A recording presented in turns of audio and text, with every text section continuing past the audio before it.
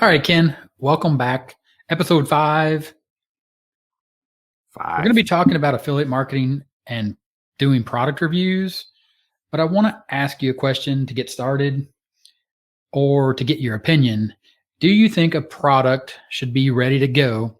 Specifically, in this case, we're talking about cloud based products in the make money online niche or space. Do you think that product should be working and ready for you to review before the product actually launches? Absolutely. 100%. And the reason why is, as people who do product reviews, it's important, especially if you're an affiliate and you're going to be evaluating the product and even selling the product to your audience. It's so important for you to be able to go inside the product, to show everyone how it works, what's good, what's bad, what's working, what's not, and to just give a transparent overview of the product and let your audience decide whether or not they want to pick it up based off of your opinion. And it's very disheartening when we log into these products to evaluate them, and sometimes we log in after we buy the products, and we go in, and it's very disheartening to see the product not working and not delivering. What are your thoughts on that? So that's a big thing, a big piece of it, right? It's what you said about sometimes we buy the product. The entire point, and we've talked about this in past episodes, if you are going to be an affiliate marketer, you're making a recommendation. Not only are you recommending the product in this case, because the product is backed up by a certain type of strategy to get some way to get traffic, some way to make sales, some way to create content that's different than the standard way of just having a blog or running Facebook ads or making videos on YouTube or writing a blog post and getting free organic traffic from Google in the search results. So when you, as an affiliate, are going to promote a product and you're going to review it, part of that is talking about the strategy and does it work? Now, one of the issues that we have in our particular niche is that these products like to launch in a small window. So you have a small window to do that because then the price is typically going to raise depending on how trustworthy the vendor is and if they actually stick to their word and don't use tactics like false scarcity, meaning that the price of the product is at the lowest point ever and it's going to go up at the end of the launch. A lot of times that doesn't happen. But specifically back to the review, if you open up a product, the day, 2 days, even a week would be fantastic. Even 30 days in reality, where you could have 30 days to open up the product, actually test the strategy, and then report your findings. Think how much better off not only you would be as an affiliate, but Mm-hmm. how much better off the vendor would be to be able to sell that product with an army of affiliates out there, an army of affiliates that have tested this strategy, tried it, and gotten results, and are going to be able to show that proof. Yeah, absolutely. And if we bring it back to the real world, Yeah, that's you, perfect. The real world, right? yeah, you being, having decades worth of experience in IT, and I've been in the technology world where we're launching legitimate products to the mass consumer market. There is a period of time where everyone within the company and specific people outside of the company beta test these products, beta test them to make sure that they work. And this process takes a long, long time because you want to make sure that when you launch a product, it's the best possible product or version of that product it can be. Now, granted, once you launch a product and you release it to the masses, things happen, right? When Apple releases a product, invariably there's something that happens, and they fix it with some software patches and the like. You guys know the drill. However, when there's such a short time frame to launch these products, and when even on the day of the product launch the product is not working, that kind of, to me, speaks volumes in terms of the quality control and how the vendor sometimes feels about the product, because I know when I'm going to launch a product, I'm going to launch it to a specific group of beta testers to get their feedback, to make sure that I've got a number of eyes and ears, and people are going to be giving their feedback so that I can improve on that product. Same goes with you. I know that when you launch something, you're going to get feedback, and we have given feedback on certain things. So it's one of those things where it's just this rush to get things out and to sell. Whereas when you're selling, I want to sell because I want to provide a product or service that's going to meet a need for people out there. And when you don't have something that's when you have something that's half baked, it's not really going to serve your audience, and that just leaves a sour taste in everybody's mouth, especially the affiliates and the customers, especially, and the affiliates as well. I mean, you're putting your name and your reputation out there.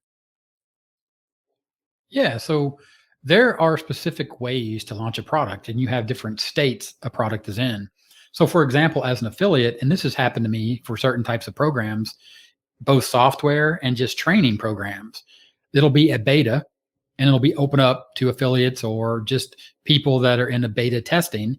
And some of that can be free and some of that can also be paid. Hmm. Now, when you're opened up to beta testing and you're helping develop the product, you can add that into your review, but those problems that arise in that beta testing aren't really what you're reviewing. Hmm. Now you can mention it and it builds, in my opinion, it builds trust for that vendor, the fact that they went through that process. But in this case, we're talking about in a certain, and I think we referenced this in a podcast earlier, in an earlier podcast, we said in the dark, in the sort of the dark corner of Hmm. the make money online space that we're in for a few marketplaces. And if you go look at my 30-minute marketing channel, you can see my last 16 videos as of the date sort of this podcast and YouTube video have been released right around that same area. 16 videos. And I've done reviews of these software products that have launched on a specific marketplace from specific vendors that have this thing where they launch every 30, you know, 60, 90 days in a very small window. And they're creating new software and they're turning it around in the same amount of time. Software that you use, for example, and we were talking about this earlier off camera or off air, or did you say off air for a podcast? I guess so. So earlier we were talking about that, right? And we said, who's testing this software? Hmm. You know, how long are you spending on developing this software?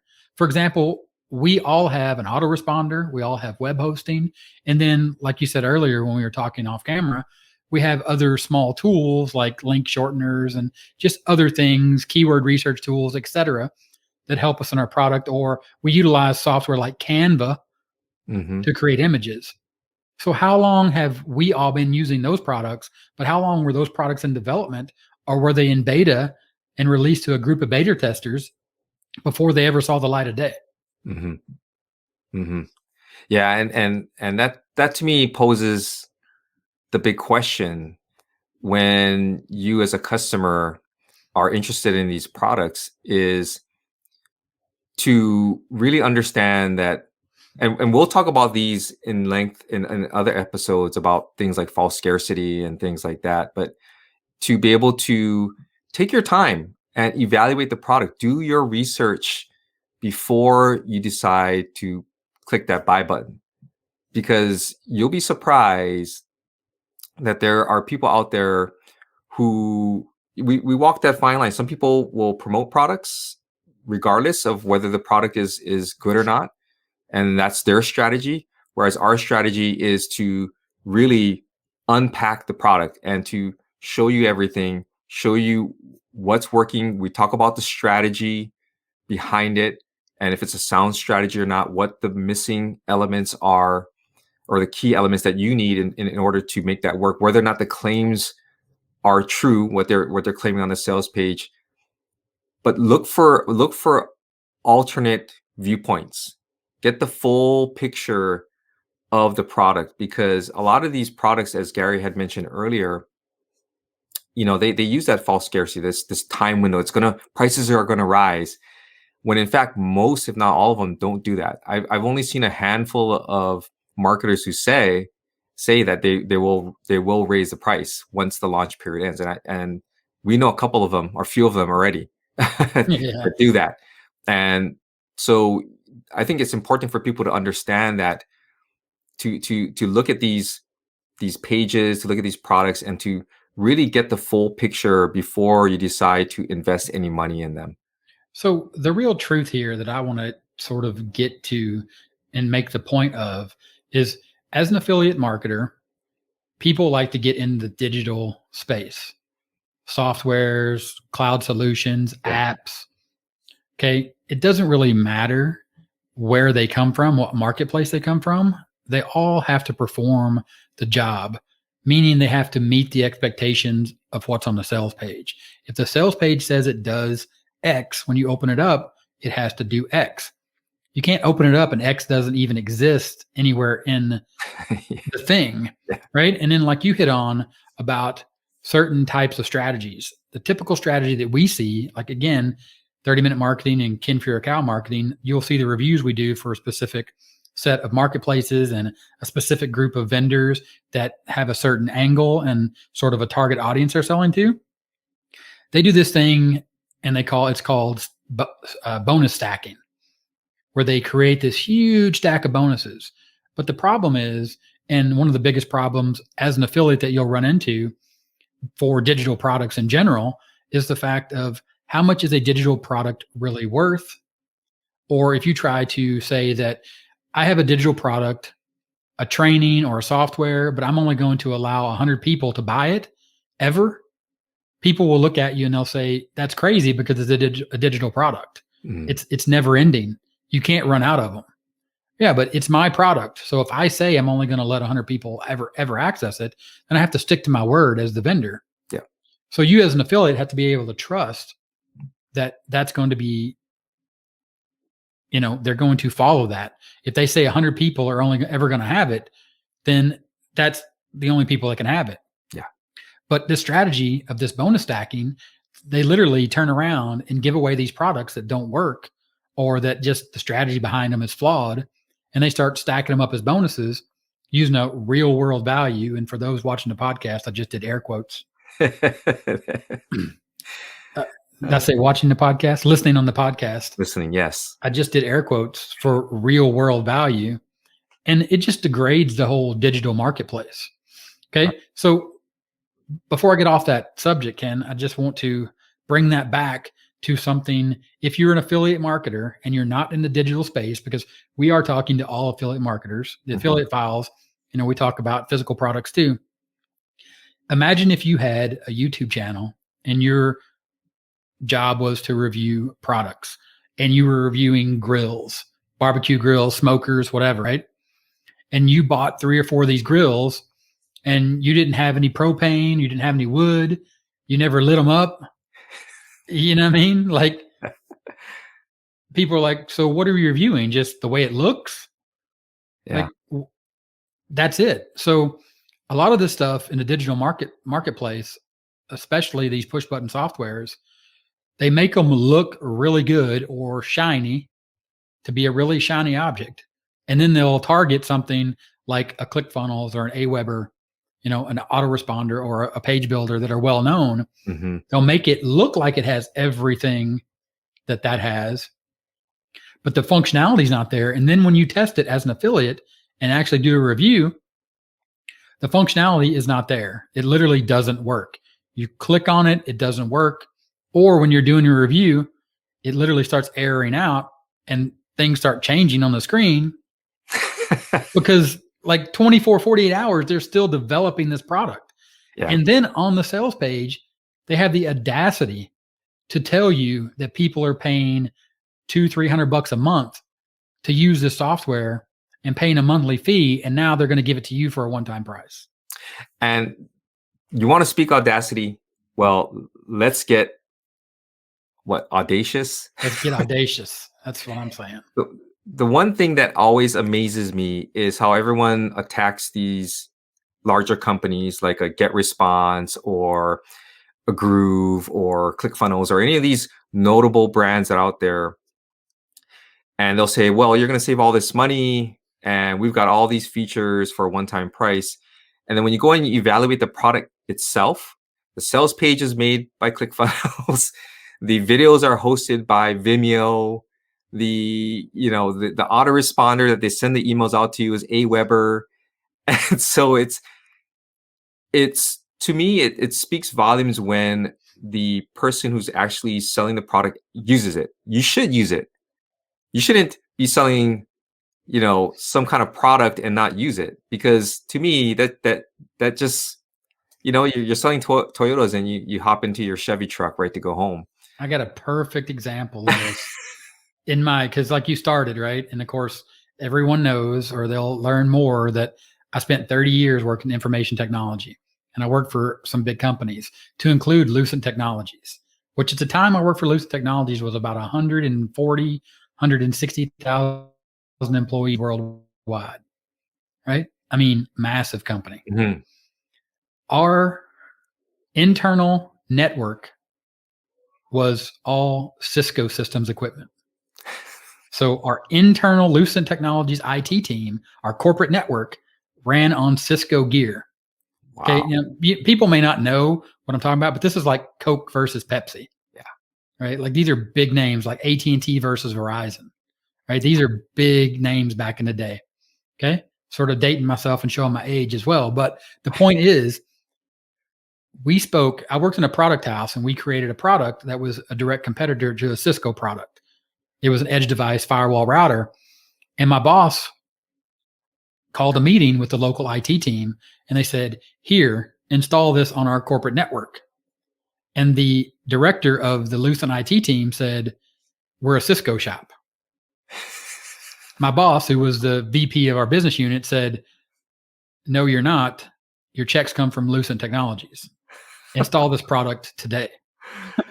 Oh my goodness. That is a perfect example. And I can relate to it, having worked in the telecom world and for device OEM manufacturers. Yeah, seeing another device that's not part of your ecosystem floating around in the office is not a good thing to do. Literally, Cisco could advertise that Lucent's corporate network was Cisco. Yeah. And there's nothing that Lucent could do about that, because it was absolutely 100% true. Yeah. So that, to me, that always amazes me, because there's this attack on paying for products and services, that you're going to save all this money. And we're going to have an episode where we talk about investing in yourself, reinvesting, or taking the time to really think through and invest in yourself. And so I just find it to be interesting that some vendors will literally outright trash these other products that they actually use in order to sell their own product, and how people unknowingly, when they look at the product, think, wow, it's free, it's one time, I get all this one time, forget about paying monthly for Vimeo. I'm just going to get this and I'm going to be set, without thinking 2-3 years on the line, is this product, or even 2 months on the line, is this product even going to be around? And you're going to store your precious video assets in the cloud on someone else's server that you have no idea whether or not it's supported. And I just find it to be just the oddest thing. But yet, hey, I fell for it too. And it's just this process where the affiliate files is here to open up those files and really show you guys and open up your eyes and really cut down that process of you having to learn through trial and error how to build your affiliate business. And this is one of the areas where this is one of the most frustrating areas for any newbie affiliate, is when you stumble upon these types of products that are actually supposed to try to help you. And I'm using air quotes too for those of you on the podcast around help. And the products themselves don't work, and you get stuck in this vicious cycle. And we want to pull you guys out of there and get you guys on the straight and narrow. Yeah, for sure. Both as an affiliate and as a consumer. So if you're a consumer of these products, so if you are an affiliate marketer, most likely you have an autoresponder. Most likely you have a page builder.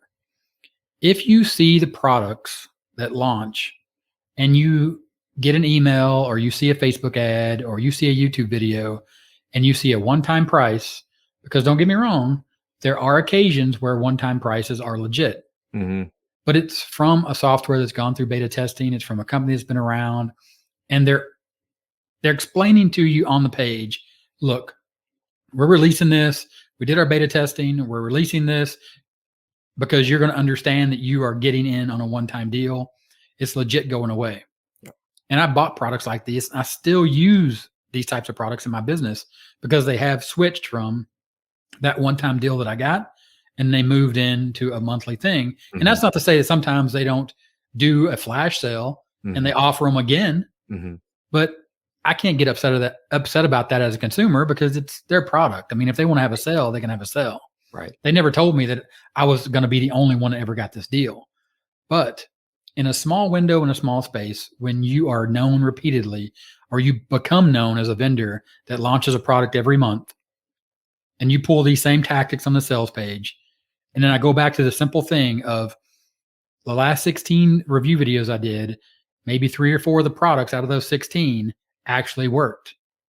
Whether I bought it or whether I had JV access. So JV access would be like 2 days or the day before the product doesn't work. Then I would buy a product in some of them the day of the launch. I would purchase the product, do the review, and there's aspects of it that wouldn't work. Besides the strategy maybe flawed or maybe twisted to the point where it just doesn't make sense. Like, creating an ebook using some software that scrapes content off the internet and then posting that to ClickBank or posting it to Amazon and selling it as a real book. I mean, that's not really what I'm talking about here. That's part of your review, but that's the strategy, right? Talking about the software itself just simply not working. You click on a button and that button does nothing. There's no training inside to explain why that button's not working.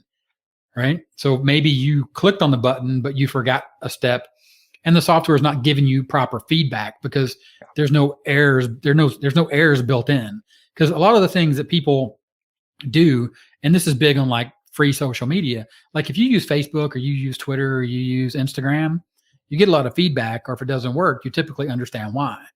And these are free products that spent decades and billions, in development to serve their audience. Whereas the products, that I've been reviewing, you can tell they're still in development while I'm trying to review it.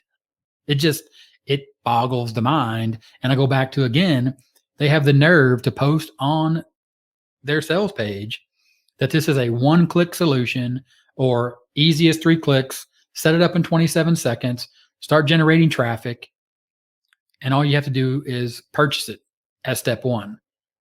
But how in the world can you review the product in good faith and offer it up for sale as an affiliate to your audience that supposedly you care about if the product never worked before you actually were able to review it?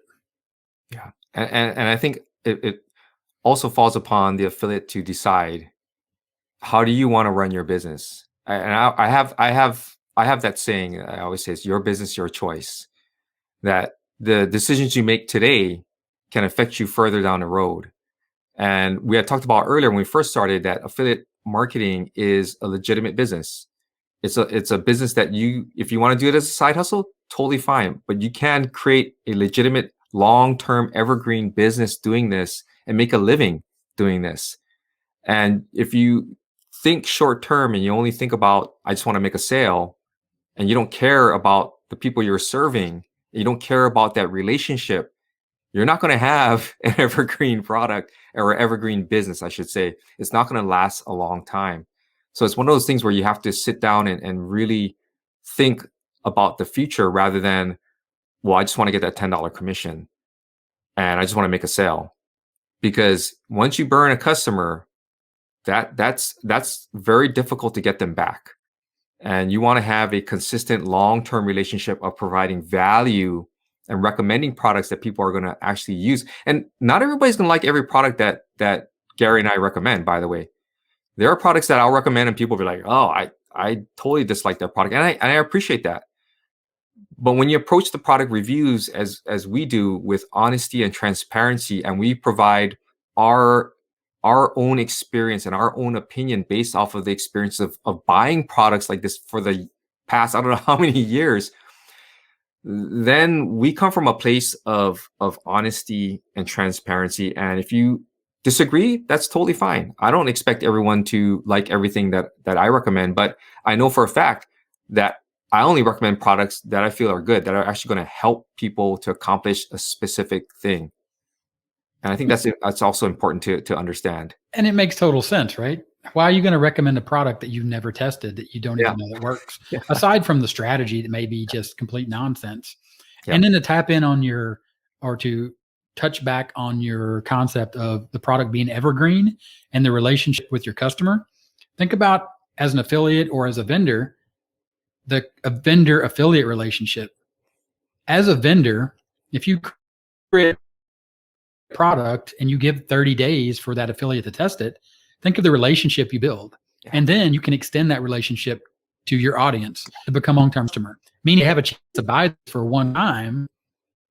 But then when they do, they'll make recommendations for you as an affiliate for that vendor's product when it does go monthly and it becomes a monthly membership. And really, that's the only way to sustain a product, a cloud-based product that's going to be around for 5 to 10 years. Yeah. Okay. And I'm not even looking past really 5 to 10 years for some of this stuff. You know what I mean? Like, for a product to really become like an everlasting product and be around 20, 30 years, I mean, that's not even what we're talking. I mean, just 5 solid years where you could recommend a product. Somebody paid for that product for one time. They got it for, and I'll air quote again for you podcasters, lifetime of a digital product could be 5 years. And you could be okay with that, as long as down the road, it's, you're made aware that, hey, we're shutting down, or we're developing something new. We're going to transition, something like that. That happens all the time. Even in the, IT and software world, that's just the way it works. Yeah. Some things reach a certain level and you can't just keep fixing it. You have to redo it. And to redo it, you have to move from one platform to another.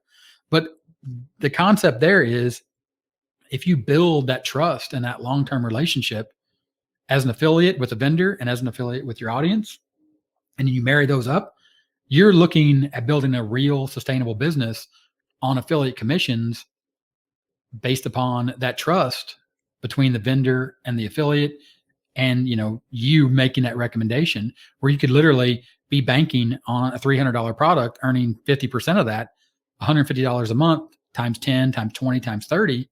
That adds up quick, and that becomes a real business. Yeah. And that is basically a win-win-win situation. Everybody wins in that situation. And I think that's the ideal relationship you want to have. It doesn't always work out that way, but you may find people who are like that. You may find vendors who are like that. You may find affiliates who are like that. You may find customers, and once you marry up all three together, that's when you have that evergreen business. And I wanted to go back, if you don't mind, talking about this whole bonus stacking strategy that we see that's so prevalent. At least in our dark corner, as Gary would say, and I had to use air quotes again for you podcasters, dark corner of the interwebs. And it's just amazing to see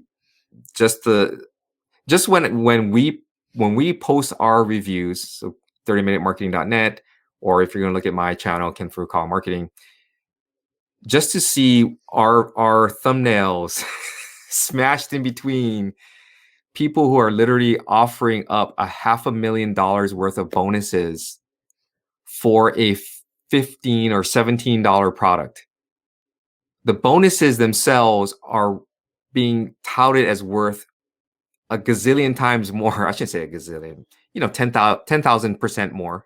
Right there. The numbers do get ridiculous, though. They do. To be fair, yeah. And when you, as an affiliate, if you put yourself and you put your affiliate marketer hat on, when you as an affiliate can only differentiate yourself based on the number of bonuses you can give away and the value of those bonuses.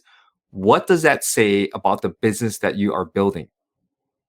Because I can tell you that Gary doesn't offer up any bonuses at all. Zero. His bonus is the value that he provides you, the honesty and the truth from his experience that he's accumulated over the past, I don't know how many years, and he's sharing that with you. On the other hand, I started off offering no bonuses, and then I decided I would create a bonus and add on another bonus. But these bonuses are legitimate bonuses that are free, that you need to buy any of the products in order to get the bonuses. And that's the fun part of at least how I'm trying to position it, is that I give away free bonuses. You don't even need to buy the product. Yeah. And to caveat that's the reviews that we do where we don't agree with the strategy, or the product doesn't work, AKA a negative review that we talked about in an earlier episode. Yeah. Because I mean, when we believe in a product, we'll offer bonuses, but we're not going to go bizarro $5,999 bonus for a $15 product. Yeah. But typically what we do is we offer up our time, and we say you get one-on-one access to me. Specifically, if you buy the product, for example, Taking Action Online, anything in that realm, you get access to the community. You get access to us and everyone else in the community. And then we'll also do things like we'll offer up a call where you can actually jump on a call with us, and we'll discuss the strategy and how you're going to utilize that strategy in your business after you purchase the product. Yeah. And just to talk about bonuses. So yeah, I'm glad you brought up the whole point about the differences between offering bonuses on negative versus the positive reviews. Is that bonuses in itself are there to supplement or to fill a gap that the product itself fails to meet. If it's a really good product, and when Gary and I promote products that are really good, it's often difficult to find a gap to fill that gap. And sometimes the bonus is something as simple as a checklist that can help the person go through the training or to go through the product itself, so they can check off certain things to make sure that they're ready to execute on that action. And so that's the difference. I mean, the bonus just has to be something that's going to help you. That's what it is. Yeah. And lots of times, at least on the negative side of the world, we just see bonuses that are just being thrown in there with random perceived value. And that has nothing to do with the product itself. But that also goes back into the topic, the very focused point of this podcast, of this episode: affiliate marketing product reviews, how to really do them and why it matters. You can only really do a review if you go through the product and you use the product. That's where, just like Ken's talking about, those gaps, that's how you find those gaps, by actually using the product. And we'll talk about this more in depth on future episodes, like how to use a real bonus to do affiliate marketing, the true way to come up with a real bonus, not this nonsense that you see in a lot of this space that we're in, specifically the reviews we're talking about on some of these marketplaces from some of these specific vendors. But when you actually use the product, you see that gap. When you go through the training, you see that gap. The gap there, like Ken said, is something you can simply fill.